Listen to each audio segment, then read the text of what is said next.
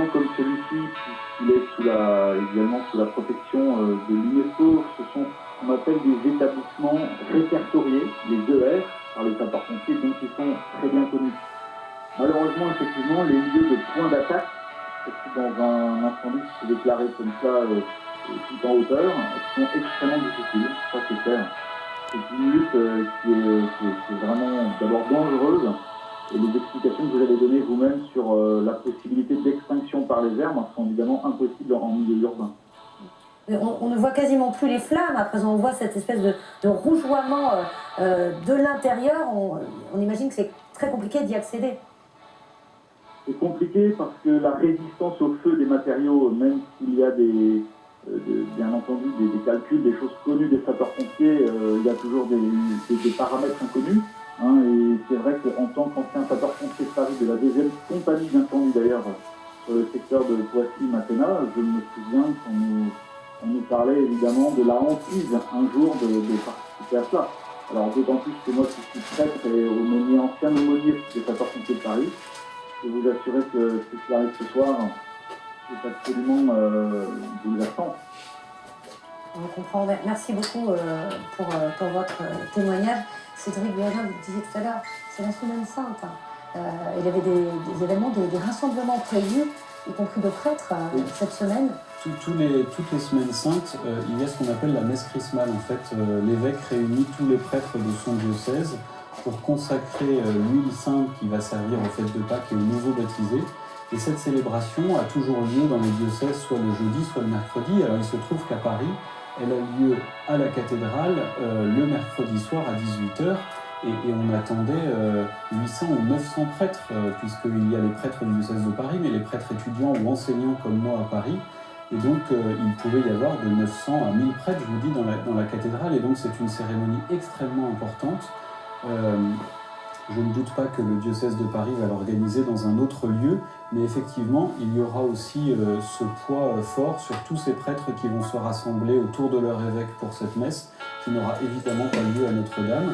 Et puis ensuite, le jeudi saint au soir, l'évêque devait célébrer ce que l'on appelle la Sainte Seine, où il refaisait le geste du lavement des pieds du Christ, et puis la vigile pascale, la fête de la résurrection pour samedi soir et dimanche matin.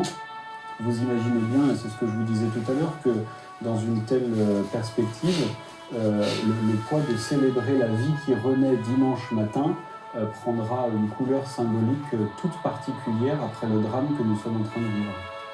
On va revenir sur le déroulé des événements, sur cet incendie qui s'est déclaré dans l'après-midi, qui a perturbé à la fois l'agenda politique et le monde entier. Regardez, Stéphane Carras. C'est une nuit rouge qui est tombée sur Paris.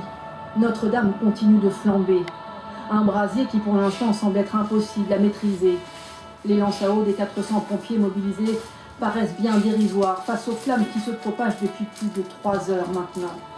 Sous les yeux de Parisiens et de visiteurs sidérés, c'est l'histoire de Paris qui part en fumée. Tout à l'heure, cette image à peine croyable. La flèche de la cathédrale qui s'effondre. Rongée par les flammes, elle culminait fièrement de ses 93 mètres de haut depuis 1860. Notre-Dame, ses gargouilles, ses rosaces, ses cloches, c'est le monument qui a inspiré les plus grands auteurs, l'un des symboles de Paris. L'émotion ce soir est considérable. C'est absolument horrible. On voit ça brûler depuis 1 heure et on sent bien que tout le monde est impuissant face à ça. Une espèce de communion quelque part symbolique avec ce qui est en train de disparaître. Et voilà, c'est Paris, c'est nous, c'est tout le symbole de Paris et dans une impuissance totale. Toute la foule autour de nous, elle est très émue. On est tous très touchés, c'est quand même un patrimoine qui est en train de partir en fumée et il n'y a pas de mots. Ça fait un choc en fait de voir ça, c'est choqué on va dire quoi. L'incendie s'est déclenché peu avant 19h. Il aurait pris dans les combles de la cathédrale et s'est étendu à la charpente en bois du monument construit entre le XIIe et le XIVe siècle. Impossible de connaître l'origine exacte du sinistre, mais les pompiers privilégient un accident. Des travaux de réfection sur le toit de l'édifice sont en cours depuis cet été. Alors que l'incendie se poursuit, les autorités tentent d'évacuer et de sauver les œuvres de la cathédrale. Le trésor où sont conservés vases sacrés et objets liturgiques n'aurait pas été atteint. Évidemment, la cathédrale fait partie des grands monuments de Paris qui identifient Paris. Comment est-elle intégrée au paysage parisien? Elle a été au départ conçue pour être le plus haut monument parisien, c'était le but au Moyen-Âge, et c'est pour ça qu'on avait fait ces gigantesques tours, qu'on a ensuite ajouté cette flèche qui devait justement manifester l'attachement des Parisiens à leur archevêché, à leur diocèse. Et donc ensuite, il y a eu d'autres souverains qui ont fait d'autres églises. Louis XIV a fait les Invalides pour que ça puisse aussi avoir de la hauteur. On a le Panthéon qui a été au départ une église voulue par Louis XV. On a eu ensuite la basilique du Sacré-Cœur qui a été construite au lendemain de la Commune. Alors il y a eu une espèce de... Mais c'est vrai que quand on regarde le paysage parisien, on a le sentiment de ces deux tours qui se détachent quand on regarde comme ça en perspective. Et moi, ça me fait penser à un dessin, vous vous souvenez peut-être de cet architecte, Le Corbusier, grand architecte du milieu du XXe siècle. Il avait fait un dessin un peu fonctionnaliste, vous savez, il aimait les grandes tours de Corbusier, ou alors il avait pratiquement rasé toutes les maisons de Paris, et il avait gardé que quelques monuments avec de grandes tours où stockait d'une certaine manière la population. Et dans ces monuments qu'il gardait, évidemment, il y avait Notre-Dame dont on voyait la flèche et les deux tours qui se distinguaient. Et sur ce dessin qui était une provocation, puisque à la limite ce qu'il disait c'était que tout le Paris haussmannien aurait dû disparaître. Mais il gardait Notre-Dame. Bien sûr, on garde toujours Notre-Dame. On retrouve justement tout près de Notre-Dame Anne-Claire Poignard qui continue à recueillir les témoignages des Parisiens, des touristes qui sont évidemment totalement bouleversés par cet incendie. On vous retrouve Anne-Claire.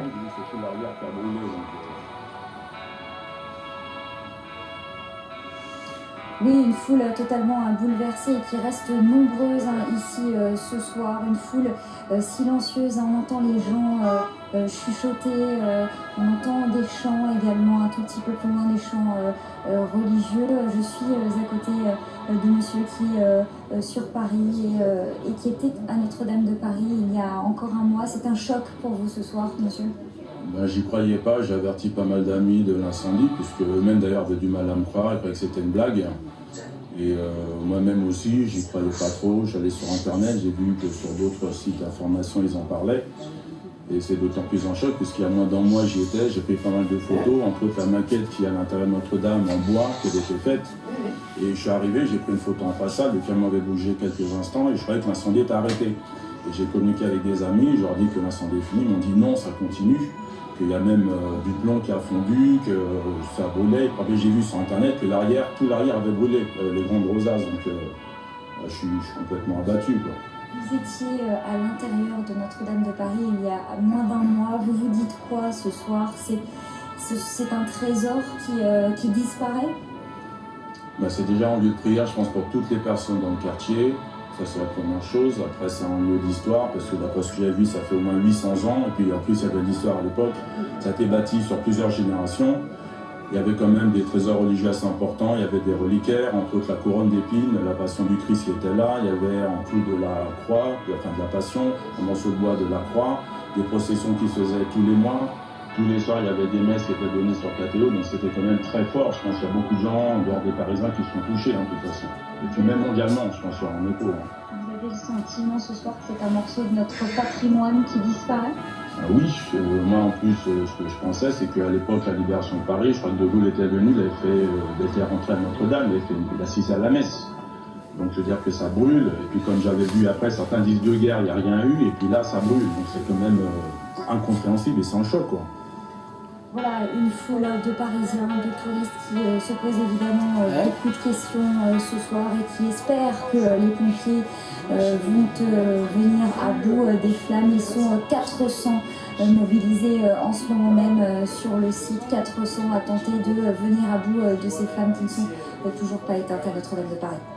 Merci Anne-Claire. On va retrouver tout près également de la cathédrale Claire Coq. Claire, vous vous trouvez auprès des pompiers.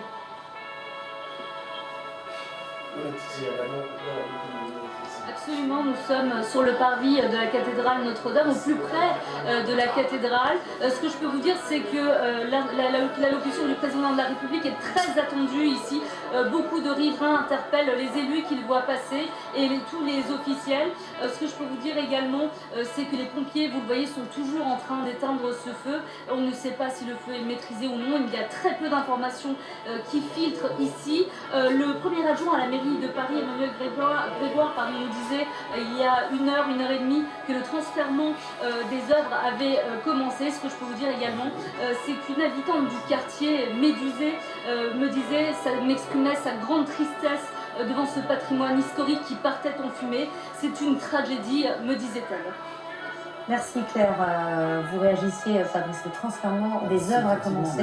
Parce qu'il y avait quand même toute une petite partie muséale avec des tableaux. Vous avez rappelé la couronne du Christ qui avait été ramenée par Saint-Louis et qui avait été déposée à Notre-Dame très solennellement. Ça avait été un des grands moments justement pour la cathédrale. Donc effectivement, si on a pu sauver ces éléments-là déjà, c'est une chose importante, c'est une chance. Après, c'est vrai qu'on s'inquiète quand on regarde le bâtiment, on a tous en tête les statues, on a tous en tête les gargouilles, tous ces éléments de bâti dont on ne sait pas ce qu'ils vont advenir. Évidemment, là, on peut pas les détacher et on est évidemment inquiet sur leur sort, sur ce qu'ils vont devenir. On va avoir plus de détails sur cet incendie avec François Baudonnet. Un brasier dans la nuit. Alors que le soir est tombé sur Paris, plusieurs centaines de pompiers sont toujours à l'œuvre. Le dispositif déployé est impressionnant. Depuis les rues étroites de l'île de la Cité, les hommes du feu ont toutes les peines du monde pour atteindre les flammes. L'incendie progresse encore. Les autorités ne savent pas si le chef-d'œuvre de l'art gothique pourra être sauvé. La flèche, haute de 90 mètres, s'est effondrée peu avant 20 heures. Le toit du monument et sa charpente du XIIIe siècle sont tombés sur la voûte en pierre. Selon les responsables des pompiers, les minutes qui viennent seront déterminantes. Le risque d'effondrement total de Notre-Dame de Paris n'est pas à exclure.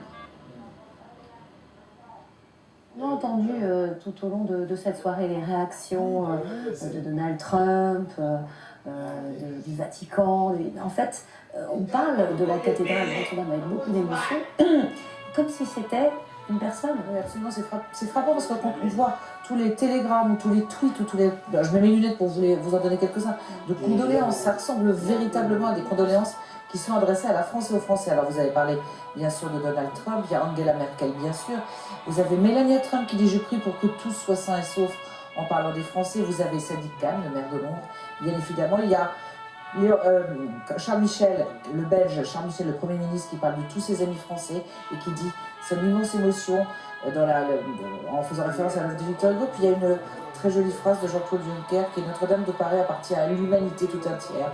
Elle a inspiré tant d'écrivains, tant de peintres. » Je ne vais pas vous faire la liste, mais il y a Pedro Sanchez, le Premier ministre espagnol, Matteo Salvini en Italie. Il y a à peu près le chancelier autrichien Sebastian Kurz. Nos pensées sont tous à Paris et on a vraiment l'impression, jusqu'au Premier ministre norvégien, qu'il y a une espèce d'unanimité qui est à nous présenter des condoléances, comme si c'était un humain, une humaine, quelqu'un qui avait disparu ce soir et qui était en train de se consumer. Vous savez, pour la foi chrétienne, il y a deux symboliques fortes autour d'une église ou d'une cathédrale. La première, c'est qu'elle nous rappelle le corps du Christ, en fait, qui est rendu présent pour la communauté des croyants. Et puis ensuite, la cathédrale, elle symbolise justement la communauté des croyants.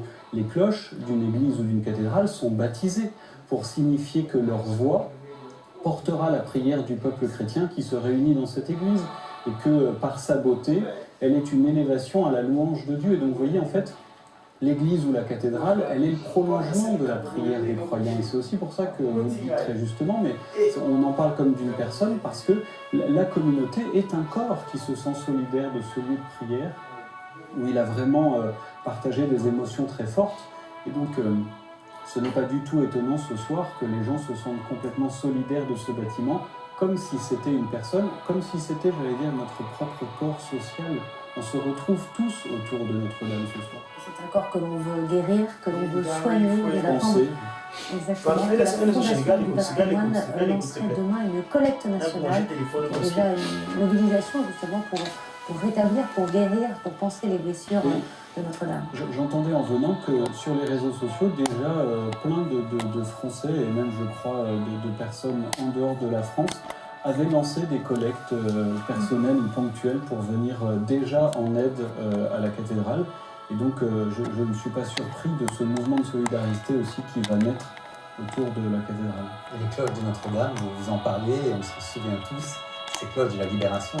Et c'était parti de là, et on se souvient aussi de ce film d'actualité, parce que dans les documentaires, de temps en temps, on remet ces images où on voyait justement sonner les cloches de Notre-Dame, et c'était le symbole précisément de cette libération de ce 26 août 1944 à Paris. Voilà, au risque d'avoir les snipers allemands, au risque d'avoir un rebondissement supplémentaire avec une attaque des Allemands, et c'était effectivement un symbole certes religieux, mais aussi laïque de la libération. Exactement. Et pour qui est resté dans la tête. Et les mauvaises langues disaient que De Gaulle avait écarté l'archevêque de Paris en titre parce qu'il était légèrement compromis avec le régime précédent. Mais on ne va pas rentrer dans ce type de... On va pas rentrer dans ce type de détails. On va juste se souvenir de la musique des cloches. De Gaulle était là.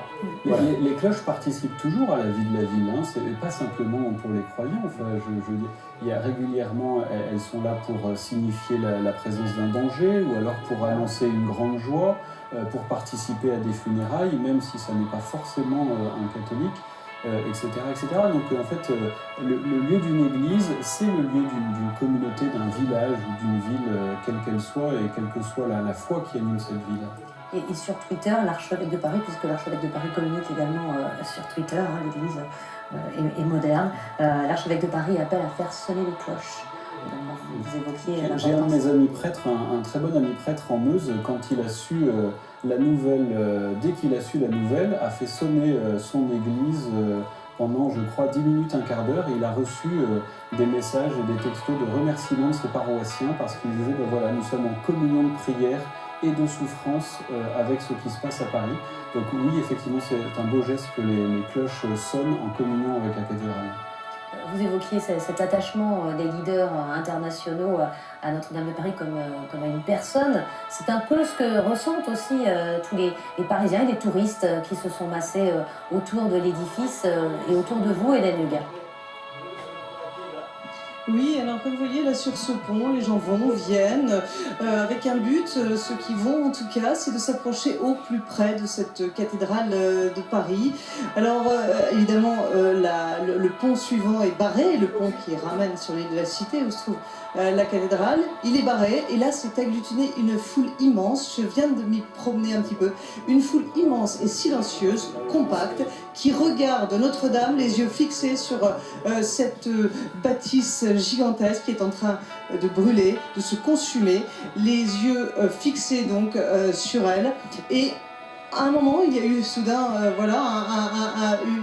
quelque chose qui s'est effondré, qui a fait soudain une fumée et des étincelles. Il y a eu une clameur dans la foule qui s'est brusquement arrêtée, éteinte aussi vite que s'est éteinte cette étincelle, et la foule a retrouvé son silence, son recueillement face à cette cathédrale. Elle attend là, incrédule, cette foule, elle attend quoi? Que le feu s'arrête? Ça peut durer encore des heures et des heures. Combien de temps va-t-elle rester? En tout cas, c'est un flux incessant sur ce pont qui va et qui vient. Merci Hélène. Fabrice, vous expliquiez cet attachement si particulier et cette tristesse surtout collective face à la disparition d'un élément du patrimoine. Oui, mais je crois qu'il y a quelque chose dans notre époque de la relation entre les Français et leur patrimoine qui est vraiment quelque chose de sacré. C'est-à-dire que pour eux, c'est pas seulement l'attraction touristique, le fait que le patrimoine nous vaut des visiteurs, mais c'est qu'on est un pays historique, un pays historien, un pays charnellement dans ces terres. On a parlé du loto du patrimoine, on a parlé de Stéphane Bern, on a parlé de cette culture mais totalement charnelle, cette relation qu'on a avec notre patrimoine. Et je crois qu'un monument de cette ampleur-là, qui connaissent une destruction de ce niveau-là depuis en gros un demi-siècle, c'est sans précédent. C'est sans précédent. Et même si on veut remonter, on a parlé des grandes cathédrales de Rouen, vous évoquiez celle de Metz encore précédemment, on a parlé de Reims, mais un monument de ce niveau-là, de cette ampleur nationale, c'est une blessure charnelle pour les Français. C'est vraiment une atteinte. C'est pour ça qu'on vous disait, on en parle comme d'une personne, on nous envoie des messages presque de condoléances, comme si on avait perdu un proche. Mais je crois que c'est de ce niveau-là, c'est un proche symbolique, cette cathédrale. Elle est dans notre paysage, elle est dans notre imaginaire, elle est dans notre cerveau, elle est dans nos cœurs. Et c'est pour ça que c'est quelque chose qui dépassait, j'allais dire, toutes les religions ou tous les attachements spirituels. C'est vraiment quelque chose qui est dans le cœur des Français. Et on sait aujourd'hui, vous avez rappelé les messages des étrangers, américains, allemands, italiens, qui est devenu quelque chose de mondial. Et cette notion-là, elle est cruciale aujourd'hui. C'est presque, j'allais dire, aussi virulent que quand on voyait cette skyline. Vous savez, c'est la ligne d'horizon de New York. D'un coup, en 2001, elle a perdu 2 traits, comme deux flèches qui grimpaient. Deux Bien repères pour nous, c'est de importants. cet ordre-là. Même si là, évidemment, c'est pas Voilà, un non, attentat, mais c'est pas... je ne mets pas en... Et puis il n'y a pas de victime, pour le préciser, bien Ça n'a sûr. rien à voir. Mais ce que je veux dire, c'est ce sentiment irrémédiable d'avoir perdu quelque chose qui nous était mais vraiment charnel, crucial, précieux. Et c'est ça, je crois, que partagent les gens. Et ce silence, c'est le silence des deuils, c'est le silence des hommages. Donc vraiment, moi je trouve que là, on mesure à quel point notre cœur historique est touché. On va retrouver nos journalistes Hugo Pufnay, qui se trouve à l'Institut du monde arabe. Bonsoir Hugo, que voyez-vous? Oui, bonsoir, absolument. Oui, je me trouve depuis la terrasse de l'Institut du monde arabe où on a encore une vue sur le feu qui ronge l'intérieur de l'édifice de la cathédrale de Notre-Dame. On voit notamment les échafaudages qui sont encore en train de brûler avec des flammes de plusieurs dizaines de mètres de haut. Et puis on voit aussi autour les pompiers qui s'affairent. On voit notamment de part et d'autre de la cathédrale 2 lanceurs incendie qui tentent d'éteindre le feu. Ça fait maintenant une demi-heure que nous sommes ici et ces lanceurs incendies n'ont toujours pas réussi à éteindre ce feu. On voit aussi depuis la terrasse de l'Institut du monde arabe, et bien tous les témoins qui se sont agglutinés le long de la Seine et sur les ponts qui la traversent, qui sont en train d'assister à la scène. On a aussi croisé quelques témoins qui étaient ici sur la terrasse de l'Institut, qui étaient là pour un vernissage, qui nous auront raconté un petit peu le début de l'incendie autour de 18h50 et qui, encore ce soir, restent incrédules devant ce qu'ils sont en train de voir devant l'incendie de la cathédrale de Notre-Dame. Merci Hugo Pufnay. On voit toujours ces images et le feu qui est absolument loin d'être éteint parce qu'il est très compliqué à maîtriser cet incendie.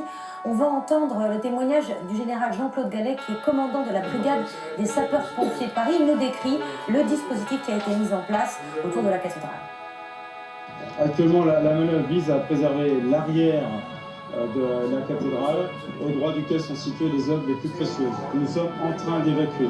Les œuvres les plus précieuses ont été mises à l'abri. Le deuxième souci concerne le feu qui menace le beffroi nord avec le risque d'effondrement des bourdons. Si les bourdons se fondent, c'est l'effondrement de ces queues.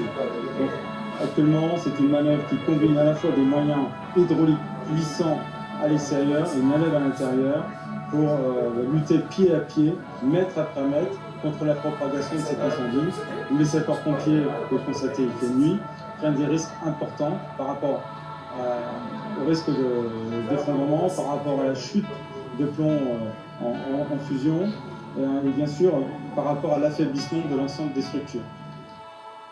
Les pompiers de Paris qui font un travail très difficile et qui sont encouragés, soutenus, vous le disiez, par l'archevêque de Paris. L'archevêque de Paris a mis un tweet il y a quelques instants à tous les prêtres de Paris. Les pompiers se battent encore pour sauver les tours de Notre-Dame. La charpente, la toiture et la flèche sont consumées, prions. Et si vous le souhaitez, vous pouvez faire sonner les cloches de vos églises, ce qu'on disait tout à l'heure. Mais du coup, voilà, il nous dit que toute la toiture est complètement consumée et que par contre, les pompiers se battent encore pour sauver les tours. Donc on voit que le plus gros reste à faire encore et que les pompiers vont être mobiliser une grande partie de la nuit parce que effectivement ça n'est pas encore gagné. Un combat difficile et soutenu donc tout autour d'eux, partout. On a le sentiment vraiment, vous parliez de communion, mais vous êtes un peu dans votre rôle.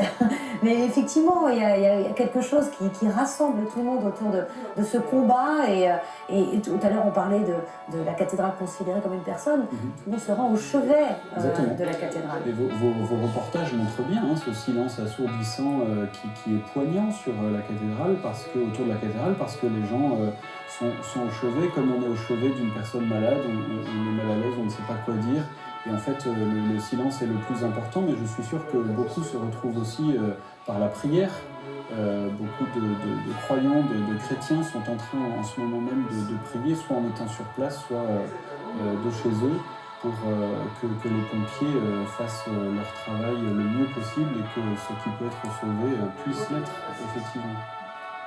Nathalie, on a vu ce soir que cet incendie, ce drame, avait bouleversé l'agenda d'Emmanuel Macron. Que va-t-il se passer demain? Est-ce qu'on ne sait pas? On ne réussit pas à savoir. J'essaie de savoir, même si ce n'est pas forcément la chose la plus importante de la soirée. S'il y a une expression d'Emmanuel Macron ce soir, comme ça a été dit tout à l'heure sur le terrain. C'est vrai que tout a été bouleversé puisqu'il y avait un agenda extrêmement serré. Le chef de l'État devait faire une allocution ce soir d'une 30aine de minutes.